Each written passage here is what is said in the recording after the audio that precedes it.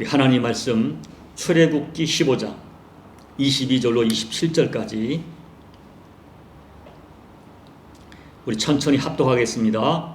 모세가 홍해에서 이스라엘을 인도하며 그들이 나와서 수르 광야로 들어가 거기서 사흘 길을 걸었으나 물을 얻지 못하고 마라에 이르렀더니 그곳 물이 써서 마시지 못하겠으므로 그 이름을 마라라 하였더라. 백성이 모세에게 원망하여 이르되 우리가 무엇을 마실까 하며 모세가 여호와께 부르짖었더니 여호와께서 그에게 한 나무를 가르치시니 그가 물에 던지니 물이 달게 되었더라. 거기서 여호와께서 그들을 위하여 법도와 율례를 정하시고 그들을 시험하실세 이르시되 너희가 너희 하나님 나 여호와의 말을 들어 순종하고 내가 보기에 의를 행하며 내 계명의 귀를 기울이며 내 모든 규례를 지키면 내가 애굽 사람에게 내린 모든 질병 중 하나도 너희에게 내리지 아니하리니 나는 너희를 치료하는 여호와임이라. 그들이 엘림에 이르니 거기에 물샘열들과 종려나무 70그루가 있는지라. 거기서 그들이 그 물 곁에 장막을 치니라. 아멘. 자, 오늘 설교 제목을 인생의 마라를 만났을 때입니다. 지난 시간에 우리 다시 한번 성경을 보면 절대절명의 순간에 거대한 홍해가 갈라지고 이스라엘 백성들은 극적으로 구원을 받습니다. 그날 홍해를 건너간 건너편 해안에서 이스라엘 백성들은 이 억누를 수 없는 이 충격적인 은혜에 이 감정을 억누르지 못하고 구원의 감격과 기쁨을 담아서 소리를 치고 또 춤을 추며 악기 소고를 치며 뜨겁게 하나님께 감사 찬양을 올려드립니다. 그리고 이제 저들은 기대합니다. 이 전능하신 하나님께서 그 손으로 주어질 적과 꿀이 흐르는 가나안 땅에 대한 부푼 기대를 가지고 행군을 시작합니다. 이 백성들의 이러한 기대는 전혀 잘못된 기대가 아니었습니다. 그거는 너무나 당연한 기대였습니다. 그런데 그들의 기대와는 다르게 그들을 기다리고 있는 것은 끝이 보이지 않는 광야였습니다. 하나님께서는 그들을 수르 광야로 인도하셨습니다. 이 광야는 시내산 가는 중간에 있는 광야입니다. 그런데 이 수르 광야에는 물이 없었습니다. 물이 없이 걸어가는 사흘길은 너무나 힘들었을 것입니다. 그들은 하나님께서 도대체 왜 이렇게 이런 길로 인도하시는지 이해할 수가 없었습니다. 그러나 이해는 할 수 없었지만 처음에는 믿음으로 걸어갔을 것입니다. 왜냐하면 그들은 불과 얼마 전에 하나님이 행하신 놀라운 기적을 자기들의 몸으로 직접 체험했기 때문입니다. 그래서 그들은 조금만 참으면 반드시 하나님께서 어떤 것을 예비해 주시고 있을 것을 기대하며 걸어갔을 것입니다. 그런데 3일을 걸어도 아무 일이 일어나지 않습니다. 그리고 그들이 가지고 있는 물, 준비했던 물이 바닥이 나고 말았습니다. 광야를 행군하는데 마실 물이 없다는 것은 정말 견디기 어려운 고통입니다. 아마 이때부터 백성들 사이에는 무언가 터질 듯한 불만의 조짐이 있었을 거예요. 그래도 그들이 어떻게 3일을 견뎠습니다. 그리고 드디어 물을 발견했습니다. 얼마나 깊었을까요? 그런데 달려가서 먹으려던 그 물은 너무나 쓴 물이어서 사람이 도무지 먹을 수 없는 물이었습니다. 바로 그 순간 기다렸다는 듯이 백성들에게서 원망과 불평이 쏟아지고 말았습니다. 3일 전에 그렇게 춤을 추고 하나님을 찬양했던 그들은 겨우 3일 만에 하나님과 모세를 향하여 원망하고 불평하고 말았던 것입니다. 그런데 여러분, 여기서 솔직히 한 가지 의문이 듭니다. 왜 하나님께서는 이스라엘 백성을 물이 없는 광야로 인도하셔서 고통받게 하셨을까요? 인간적으로 생각하면 이스라엘 백성들의 불평을 충분히 이해할 수 있습니다. 여러분 중에 금식을 해오신 분은 알 거예요. 금식하면 이 물이 얼마나 중요한지를 깨닫습니다. 물만 있으면 3일 금식은 물론이고 40일 금식까지 가능합니다. 그러나 물이 없으면 3일을 견디기 힘든 것이 인간의 몸입니다. 여러분 생각해 보세요. 200만 명이나 되는 사람들이 3일 동안 물을 먹지 못했다면 상황이 얼마나 심각했습니까? 어른들은 그래도 견딜 수 있겠지만 어린아이들이 얼마나 힘들었겠어요. 세상의 시각으로 생각하면 그들의 원망, 불평 충분히 이해할 수 있습니다. 그러나 이해는 되지만 분명히 그들의 행동은 하나님 나라 백성으로서의 신앙적 행동은 아니었어요. 사랑하는 여러분, 오늘 저와 여러분도 인생을 살다 보면 인생의 마라를 만날 때가 있습니다. 건강의 마라를 만나고, 사업의 마라를 만나고, 재정의 마라를 만나고, 또 진학과 취업의 마라를 만나고, 가족 관계에서 마라를 마셔야 할 때가 있습니다. 또 믿었던 사람에게 충격적인 배신을 당하는 인간관계의 마라를 마셔야 할 때가 있습니다. 그럴 때 우리는 어떻게 반응합니까? 보통 사람들은 오늘 이스라엘 백성들처럼 상처를 받고 사람을 원망하고 환경을 원망합니다. 심지어 내가 예수를 믿는 믿음이 도대체 무슨 소용이 있나 하는 생각이 들 때도 있습니다. 그렇다면 오늘 마라의 썰물을 만나 이 고통하고 원망하고 또 그들을 치료하시는 이 광경, 오늘 장면, 이 이스라엘 백성을 통하여 우리가 무엇을 배워야 할까요? 우리가 인생의 마라를 만났을 때 어떻게 그 마라를 해석하고 어떻게 반응하는 것이 과연 성경적이고 신앙적일까요? 첫째, 내 인생의 광야와 마라를 수용해야 합니다. 우리는 우리 인생 여정을 광야라고 표현합니다. 여러분, 광야에는 당연히 물이 없고 낮에는 장렬하는 태양열이 있고 돌개바람이 불고 맹수와 독충이 우글거리는 곳입니다. 오늘 우리가 살아가는 이 세상은 평안한 천국이 아닙니다. 우리가 살아가는 이 세상은 실제로 죄악이 가득한 살벌한 생존 경쟁의 현장입니다. 에베소 2장의 말씀처럼 공중의 권세 잡은 자로 표현되는 사탄이 세상 풍조와 육체의 정욕으로 끊임없이 성도들을 힘들게 하는 도전이 있습니다. 그리고 계층 간에 어떤 또 사람 간에 여러 가지 생존 경쟁의 무서운 그런 경쟁이 상존하는 곳이 이 현실이에요. 여러분, 우리가 이 신앙생활을 하면서 반드시 넘어야 할 고비가 있는데 바로 고난의 문제입니다. 왜 예수 믿는 나에게 이런 고난이 오는가? 많은 사람이 신앙생활을 할 때는 기대감을 가지고 합니다. 내가 믿는 예수님이, 내가 믿는 하나님이 나를 도와주셔서 내 인생의 형통을 기대합니다. 여러분, 그것은 잘못된 기대가 아닙니다.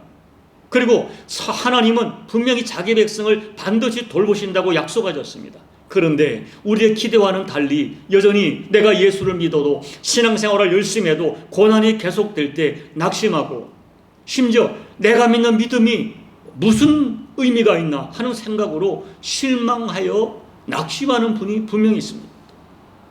그런데 우리가 부인할 수 없는 영적인 진실이 있어요. 우리가 살아가는 이 세상은 죄악이 관영한 현장입니다. 그리고 이 세상의 현장에는 하나님을 대적하는 사탄이 왕성하게 활동하고 있습니다. 그리고 하나님을 대적하는 이 사탄은 필연적으로 하나님의 사람들을 대적합니다.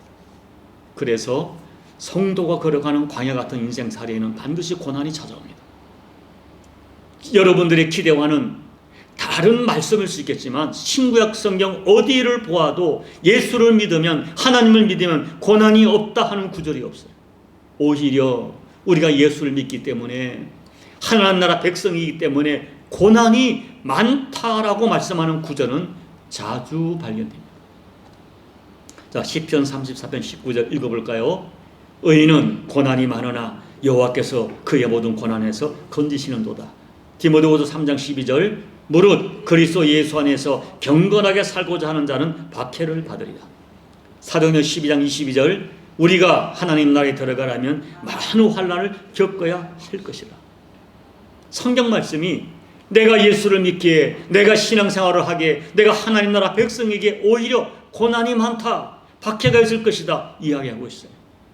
그러므로 여러분, 우리가 내 인생을 찾아온 마라를 극복하는 가장 기본적인 영적 원리는 내가 만난 마라를 인정하는 것입니다. 수용하는 거예요. 고난이 오는 것을 이상하게 생각하고 거부감을 가지는 것은 백해무익합니다. 그래도 어리석은 거예요. 내 마음만 상하고 원망만 터져나옵니다. 그러면 이미 고난에 지는 거예요. 인생의 마라를 만났을 때 세상적 시각으로 해석하고 인간적으로만 반응하면 반드시 패배합니다. 그래서 성경은 인생의 마라를 만난 성도에게 전혀 다른 해석과 전혀 생각 밖의 반응을 요청해요. 야고보서 1장 2절 4절 같이 읽어볼까요? 내 형제들아, 너희가 여러 가지 시험을 만나거든 온전히 기쁘게 여기라. 이는 너희의 믿음의 시련이 인내를 만들어내는 줄 너희가 알미라. 인내를 온전히 이루라. 이는 너희를 온전하고 구비하여 조금도 부족함이 없게 하려 함이라. 베드로전서 4장 12절 13절 사랑하는 자들아, 너희를 연단하려고 오는 불시험을 이상한 일 당하는 것 같이 이상히 여기지 말고 너희가 그리스도의 고난에 참여하는 것으로 즐거워하라. 이는 그의 영광을 나타내실 때에 너희로 즐거워하고 기뻐하게 하려 함이라. 놀라운 말씀이잖아요. 고난을 수용할 뿐 아니라 기뻐하라고 말할 수 있어요. 어떻게 그럴 수 있을까요? 오늘 말씀에 적용하면 내 인생의 마라의 쓴물을 단물로 치료하시는 하나님의 은혜가 반드시 있기 때문입니다. 그리고 마침내 때가 되면 엘림에 이르게 하셔서 12샘과 70종려나무 아래에서 먹고 마시게 하는 하나님의 은혜가 있기 때문입니다.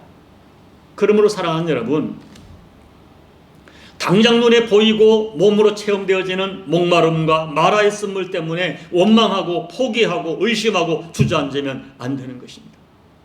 살다 보면 마라의 쓴물 같은 고난을 만나기도 하겠지만 내 아버지 하나님, 좋으신 아버지 하나님은 내 인생을 마라의 쓴물로 끝나게 하시지 않습니다. 광야에는 어쩔 수 없이 목마름이 있고 마라의 쓴물이 있어요. 그런 현실을 인정하고 수용해야 돼요. 그러면서 또 한 가지를 절대 잊어서는 안 됩니다. 광야는 나 혼자 가는 길이 아닙니다. 하나님의 동행하세요. 구름기둥과 불기둥이 함께 가세요. 그리고 그 하나님은 나의 수준을 아세요. 여러분, 3일이란 것은 이스라엘 백성이 견딜 수 있는 한계 상황입니다. 그래서 하나님은 3일 이상을 허락하지 않으십니다. 하나님은 오늘 저와 여러분의 수준을 다 아세요. 그래서 저와 여러분이 감당할 수 없는 목마름과 마라를 허락하지 않습니다. 마라를 만날 수 있지만 반드시 치료하여 주실 것입니다. 이런 믿음으로 나를 찾아온 마라를 영적인 시각으로 응전하셔야 돼요. 반드시 믿으셔야 돼요. 하나님은 나를 마라의 쓴물로 마시다가 죽게 하시지 않습니다. 하나님은 내 인생을 마라의 쓴물로 끝나게 하지 않으시는 좋으신 나의 아버지 하나님을 믿으셔야 돼요. 둘째, 광야는 하나님을 경험하는 복된 현장입니다.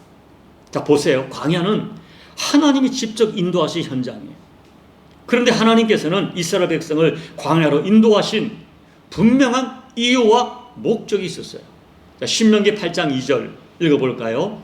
내 하나님 여호와께서 이 40년 동안에 내게 광야 길을 걷게 하신 것을 기억하라. 이는 너를 낮추시며 너를 시험하사 너의 마음이 어떠한지 그 명령을 지키는지 지키지 않는지 알려 하십니다. 그 다음 또 8장 15절 16절 시작. 너를 인도하여 그 광대하고 위험한 광야 곧 불뱀과 정갈이 있고 물이 없는 간조한 땅을 지나게 하셨으며 또 너를 위하여 단단한 반석에서 물을 내셨으며 내 조상들도 알지 못하던 만나를 광야에서 내게 먹이셨나니 이는 다 너를 낮추시며 너를 시험하사 마침내 내게 복을 주려 하심이었느니라. 광야를 걷게 하시고 마라의 쓴물을 만나게 하신 것 하나님이 허락하심이었어요.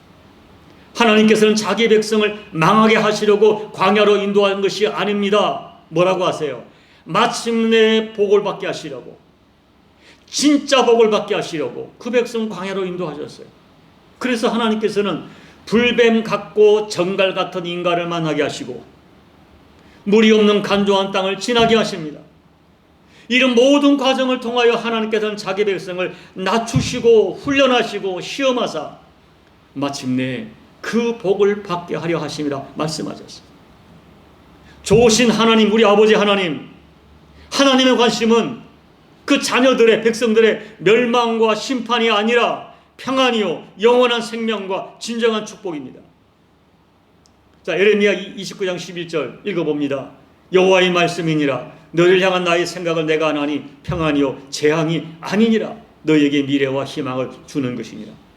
요한복음 3장 16절 17절 하나님이 세상을 이처럼 사랑하사 독생자를 주셨으니 이는 그를 믿는 자마다 멸망하지 않고 영생을 얻게 하려 하심이라. 하나님이 그 아들을 세상에 보내신 것은 세상을 심판하려 하심이 아니요 그로 말미암아 세상이 구원을 받게 하려 하심이라. 이것이 우리 하나님의 마음이에요. 하나님의 마음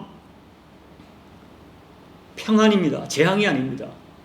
미래와 희망을 주는 것입니다. 그리고 우리를 살리시려고 가장 사랑하는 독생자 예수님까지 보내주십니다. 하나님이 예수님을 세상에 보내신 것은 세상을 심판하려 하심이 아니라 내가 너를 구원하고 살리기를 원한다 하는 아버지의 마음이 담겨있는 절정의 사건이었어요. 하나님은 실수가 없으십니다. 하나님은 선하십니다. 하나님은 자기 백성이 영육간의 복을 받기를 바라십니다. 그런데 왜 하나님께서 자기 백성을 광야로 인도하셨을까요? 여기에 분명한 이유가 있기 때문입니다. 저는 오늘 여러분과 굉장히 중요한 한 가지 진실을 나누려고 합니다. 여러분, 하나님은 우리 인간을 너무 잘 아세요. 우리 인간이 본질적으로 자아중심적이고 교만하여 내 힘으로 뭔가 할 수 있다고 생각할 때 하나님을 절실하게 의지하지 않습니다. 인간이 얼마나 완악한지 에덴 동산에서부터 하나님처럼 되고 싶은 교만한 마음을 가지고 있어요. 그리고 지금 이스라엘 백성들은 400년 동안 애굽의 문화, 애굽의 방식, 애굽의 가치관에 아주 물들어 있는 그 이스라엘 백성들이 가치관과 정신이 쉽게 바뀌지 않았습니다. 그래서 하나님은 여러 가지 사건을 통하여 낮추시고 훈련하시고 그리고 오직 하나님만을 신뢰하고 의지하는 영적인 체질로 그들을 바꾸어 가시는 것입니다. 그래서 25절에서 하나님이 그들을 시험하셨다라고 표현해요. 자, 보세요. 인간의 힘으로 건널 수 없는 홍해를 건너서 그들이 어떻게 반응합니까? 홍해 앞에서 건너기 전에 이미 그들은 애굽에서 10가지 재앙을 통하여 하나님의 살아계심을 몸으로 체험한 사람들인데 홍해를 만나니까 금방 두려워하고 모세를 원망합니다. 심지어 우리가 애굽에 매장제가 없어서 이 광야에서 죽게 하려고 우리를 끌어내느냐고 극단적인 소리까지 합니다. 그때 하나님 뭐라고 말씀하십니까? 두려워 말라고 말씀하세요. 내가 너희를 구원하겠다 말씀하세요. 그리고 홍해를 갈라 그들을 기적적으로 구원하십니다. 그때 그들은 춤을 추며 찬양하고 기뻐합니다. 그렇게 한 것이 3일 전 일입니다. 그런데 마라의 쓴물이 나오자 금방 원망합니다. 이것이 인간의 마음이에요. 노예 근성이에요. 16장에 가면 신광야에서 먹을 것이 다 떨어집니다. 그러자 또 원망합니다. 17장에 가면 르비딤에 이르렀을 때 또 물이 떨어졌습니다. 또 원망합니다. 여러분, 무엇을 말씀해 주시려는 겁니까? 문제를 만났을 때 현실만 보고 상황만 보고 틀렸다, 끝났다, 안 된다, 그런 노예적인 방식으로 살지 말고 하나님을 진짜 의지해봐라. 하나님께 나아가면 구원받는다. 하나님께 가면 해결 방법이 있다는 믿음으로 하나님을 찾는 영적 체질로 바꾸라는 거예요. 현실이 전부인 것처럼, 눈에 보이는 현실이 전부인 것처럼 하는 그 인식을 바꾸어서 하나님을 신뢰하는 믿음으로 하나님이 준비하신 미래를 확신하는, 믿음으로 확신하는 그런 체질로 바꾸라. 하나님 없이는 아무것도 아닌 절대 하나님 의존하는 그런 영적 체질로 바꿔야 한다는 것입니다. 여러분, 우리가 걸어가는 인생길에도 홍해가 있고 마라의 쓴물이 있고 거친 바람이 부는 광야도 있고 먹을 물조차 찾기 어려운 르비딤 같은 현장이 있습니다. 그때 우리가 눈에 보여지는 현상만 보고 그 현상만으로 해석하고 원망하고 반응하면 내가 원망한 그대로 망합니다. 그러나 나는 이제는 애굽의 노예가 아니라 하나님의 나라 백성으로 바뀌었으니 내가 진짜 하나님을 신뢰하는 영적 체질로 살아가면 하나님의 은혜를 입습니다. 그런데 이스라엘 백성들은 몸은 출애굽했는데 애굽의 노예가 아닌데 하나님 나라 백성으로 바뀌었는데 여전히 애굽의 가치관과 애굽 방식으로 살고 있는 거예요. 중요한 것은 내 마음과 내 가치관과 삶의 방식이 하나님 나라 방식으로 바뀌지 않으면 광야를 이길 수 없고 마라의 쓴물을 이겨낼 수가 없습니다. 하나님은 이런 진실을 아시기 때문에 이스라엘 백성들을 수많은 사건과 수많은 상황을 통하여 훈련하시고 연단하시고 낮추고 다듬어서 하나님이 기뻐하시는 영적 체질로 만들어 가시는 것입니다. 예전에 하영주 목사님께서 광야는 축복이다 하는 책을 쓰셨어요. 어제 제가 그 책을 읽어봤는데요. 하 목사님께서는 광야가 축복이 되는 가장 중요한 이유가 다른 것이 아니라 광야는 오직 하나님을 의지하는 영적 체질로 바뀌기 때문이다라고 정을 하셨어요. 광야에는 먹을 것도 없습니다. 마실 것이 없습니다. 그리고 이런저런 이방 족속이 약탈하려고 덤벼들고 각종 맹수와 독충이 공격을 합니다.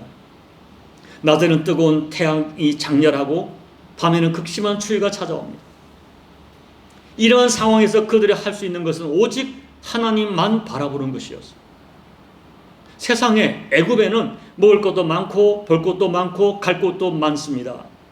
그러나 광야에 오면 오직 하나님만 바라보지 않으면 죽습니다. 광야에서는 하나님이 절대 필요한 존재입니다. 그래서 사람들이 내 인생의 광야를 만나고 마라를 만나면 죽어라고 하나님을 붙듭니다. 그런 의미에서 광야는 진정한 의미에서 진짜 축복이라고 정의하는 것입니다. 그런데 여러분, 안타깝게도 가진 것이 많은 현대인들, 또 성도들조차도 가진 것이 많아 하나님에 대하여 절실하지 않습니다. 그러다가 자기 힘으로 어찌할 수 없는 인생 광야를 만나면, 마라를 만나면 그때 하나님을 찾습니다. 그래서 하나님께서는 택한 백성을 광야로 인도하시고 마라의 쓴물을 마시게 하세요. 그곳에서 오직 하나님만 바라보게 하시고 하나님께 부르짖게 하시고 마침내 세상이 줄 수 없는 큰 복을 받게 하십니다. 그런 관점에서 광야는 진정한 의미에서의 축복이라고 정의하는 것입니다. 광야는 살아계신 하나님을 경험할 수 있는 그런 복된 현장이라는 거예요. 자, 좀 전에 읽었던 신명기 8장 15절 16절을 다시 한번 읽습니다. 너를 인도하여 그 광대하고 위험한 광야 곧 불뱀과 정갈이 있고 물이 없는 간조한 땅을 지나게 하셨으며 또 너를 위하여 단단한 반석에서 물을 내셨으며 내 조상들도 알지 못하던 만나를 광야에서 내게 먹이셨나니 이는 다 너를 낮추시며 너를 시험하사 마침내 내게 복을 주려 하시며니라. 여러분, 이런 영적 관점에서 광야를 해석하시고 마라의 썸을 해석하는 영안이 열리기를 소망합니다. 그래야 마침내 내 인생의 마라의 쓴물을 단물로 바꿔주시는 하나님, 그리고 마침내 엘림에 이르러 12샘물에서 넉넉히 마시게 하시고 70종려나무 아래서 쉬게 하시는 하나님의 은혜를 입으시는 저와 여러분 되시기를 예수님 이름으로 축복합니다. 그렇다면 여러분, 문제는 이거예요. 내 인생의 광야를 만났을 때, 내 인생의 마라를 만났을 때 마침내 복을 받게 하시려는 하나님의 은혜를 입으려면 우리 어떻게 해야 될까요? 첫째, 마라를 만났을 때 하나님께 나아가 간절히 부르짖어 기도하셔야 됩니다. 오늘 말씀을 보면 마라를 만났을 때 원망하는 다수의 백성이 있는가 하면 여호와께 부르짖는 모세가 있어요. 여러분 보세요. 같은 시련을 만났는데 어떤 사람은 원망하고 어떤 사람은 간절히 부르짖어 기도하여 하나님을 체험합니다. 여러분, 마라를 만났을 때, 인생의 쓴물을 만났을 때, 광야를 만났을 때, 어려울 때 무엇보다 기도하셔야 돼요. 다수가 불평해도, 다수가 원망해도 모세처럼 깨어서 나 한 사람이라도 깨어서 기도하면 됩니다. 여러분, 우리 좀 전에 읽었던 에레미야 29장 11절 이어지는 12절 13절까지 읽어볼까요? 여호와의 말씀이니라. 너희를 향한 나의 생각을 내가 아나니 평안이요 재앙이 아니니라. 그 다음 너희에게 미래와 희망을 주는 것이니라. 너희가 내게 부르짖으며 내게 와서 기도하면 내가 너희들의 기도를 들을 것이요 너희가 온 마음으로 나를 구하면 나를 찾을 것이요 나를 만나지라. 좋으신 아버지 하나님, 나를 향하여 재앙이 아니라 평안을 주려 하시고 미래와 희망을 주려는 아버지의 마음을 믿고 아버지 앞에 나가 부르짖어 기도하면 내가 너희들의 기도를 들을 것이다. 너희가 온 마음으로 나를 구하면 나를 만나게 될 것이다. 약속하십니다. 그러므로 여러분, 마라 앞에서 불평하는 다수가 되지 마세요. 눈으로만 보고 불평하는 다수가 되지 말고 소수지만 깨어서 기도하는 그 소수가 되셔야 됩니다. 그 기도로 여러분의 가정을 살리고 교회를 살리고 나라를 살리시는 여러분이 되셔야 됩니다. 둘째, 특별히 마라를 만났을 때 들려진 말씀에 순종하셔야 돼요. 모세가 부르짖어 기도하니까 하나님께서 한 나무를 가르치셨어요. 아마 그 나무를 그 물에 던지라 명령하신 것 같아요. 모세는 그 상황이 이해가 되지 않았지만 순종한 마음으로 그 나뭇가지를 꺾어 마라에 던졌습니다. 그러자 마라의 쓴물이 단물로 변했습니다. 이 사건 이후에 하나님께서 그들을 위하여 율례와 법도를 정하셨습니다. 그리고 그들에게 말씀을 주신 것이죠. 그리고 이렇게 약속하십니다. 26절 같이 읽습니다. 이르시되 너희가 너희 하나님 나 여호와의 말을 들어 순종하고 내가 보기에 의를 행하며 내 계명의 귀를 기울이며 내 모든 규례를 지키면 내가 애굽 사람에게 내린 모든 질병 중 하나도 너희에게 내리지 아니하리니 나는 너희를 치료하는 여호와임이라. 말씀을 주세요. 그리고 너희가 이 말씀대로 살면 내가 너희에게 구원의 역사, 치료의 역사, 여호와 라파의 역사를 약속하십니다. 이해가 안 되어도 말씀에 순종하고 유익이 없어도 하나님의 말씀에 순종할 때 하나님께서 여호와 라파의 은혜를 주시겠다고 약속하세요. 제가 신명기 8장 3절 말씀을 다시 읽어드립니다. 너를 낮추시며 너를 줄이게 하시며 또 너로 알지 못하며 내 조상들도 알지 못하던 만나를 내게 먹이신 것은 사람이 떡으로만 사는 것이 아니요 여호와의 입에서 나오는 모든 말씀으로 사는 줄을 내가 알게 하려 하심이니라. 여러분, 애굽에 살 때는, 애굽의 노예로 살 때는 떡으로만 살았어요. 떡으로만 산다는 것은 육신의 요구대로 사는 인생이요 자기 욕구, 자기 방법, 자기 힘으로 사는 인생을 의미합니다. 그러나 이제는 애굽의 노예가 아니고 세상의 노예가 아닙니다. 하나님의 자녀가 됐고 하나님 나라 백성이 되었습니다. 그렇다면 하나님 나라 백성의 특징은 뭐예요? 떡으로만 사는 존재가 아니라 하나님 바라보며 하나님 말씀으로 살아가는 사람들입니다. 그런데 이런 영적 체질이 하루아침에 만들어지지 않습니다. 소원으로 결심으로 되지 않습니다. 그래서 때로는 마라를 주시어 나를 낮추고 줄이게 하십니다. 그리고 허덕이는 그들에게 매일매일 만나를 먹게 하십니다. 말씀을 주십니다. 법도를 주십니다. 율례를 주십니다.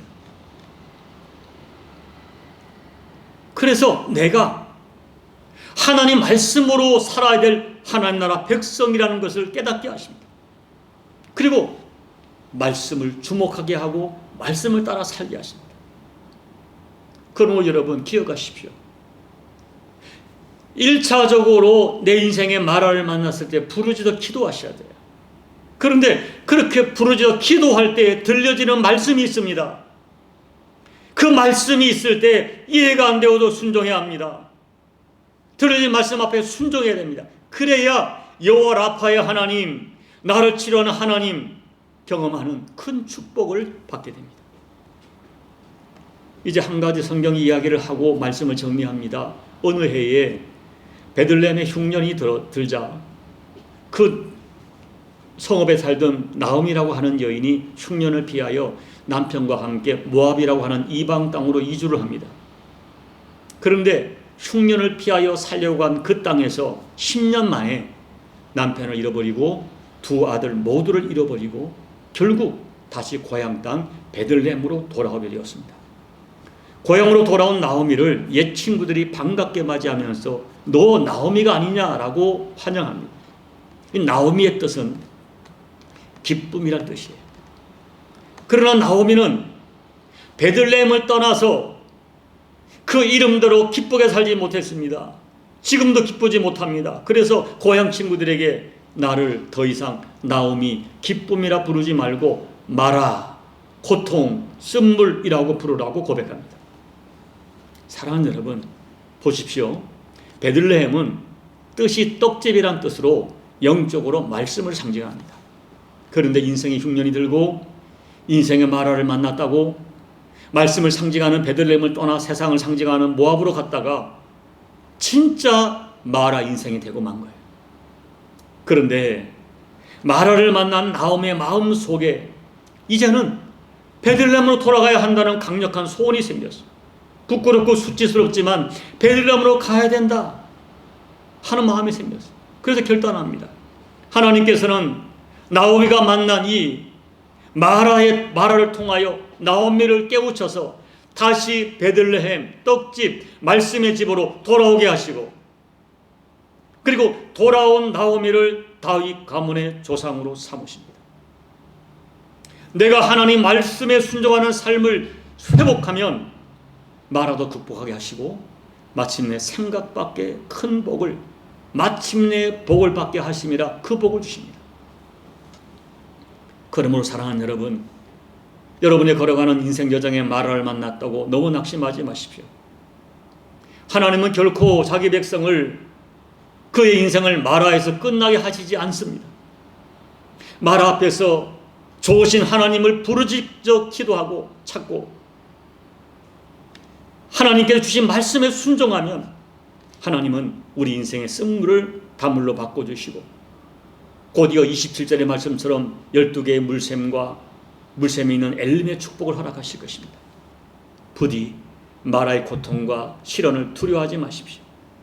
인생의 쓴물을 만났을 때 오히려 간절히 하나님을 구하다가 마침내 귀로만 듣던 하나님을 몸으로 체험하는 엘림의 은혜를 체험하시는, 여호와 라파의 은혜를 체험하시는 저와 여러분 되시기를 예수님 이름으로 축복합니다. 아멘. 우리 함께 말씀을 듣고 기도하겠습니다. 사랑하는 여러분, 인생을 살다 보면 크고 작은 마라를 만납니다.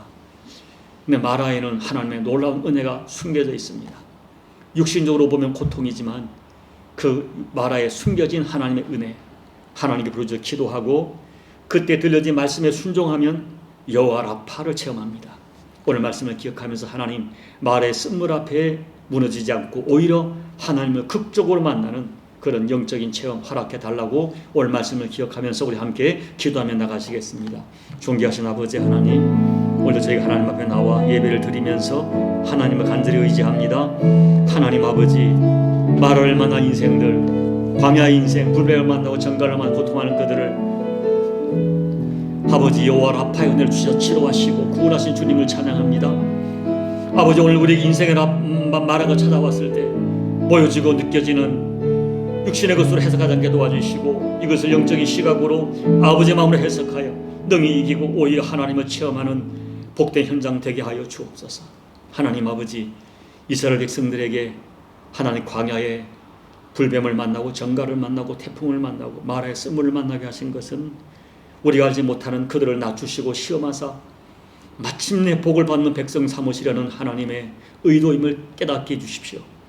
우리 인생 가운데도 내가 원치 않은 마라의 쓴물을 만나게 될 때 아버지 몸으로 체험되어지고 눈으로 보여지는 현상에만 함몰되어 원망하고 불평하고 무너지지 않게 도와주시고 이 마라를 통하여 주실 하나님의 은혜를 기대하면서 나는 하나님의 자녀이기에 하나님이 결단코 마라의 쓴물로 끝나게 하지 않는다는 믿음을 가지고 하나님을 부르짖어 탔다가 오늘 내 인생을 여호와 라파로 치료하시는 하나님의 은혜를 반드시 체험하는 우리 모두가 될 수 있도록 은혜 베풀어 주옵소서. 예수님 이름으로 간절히 소망하며 기도하옵나이다. 아멘.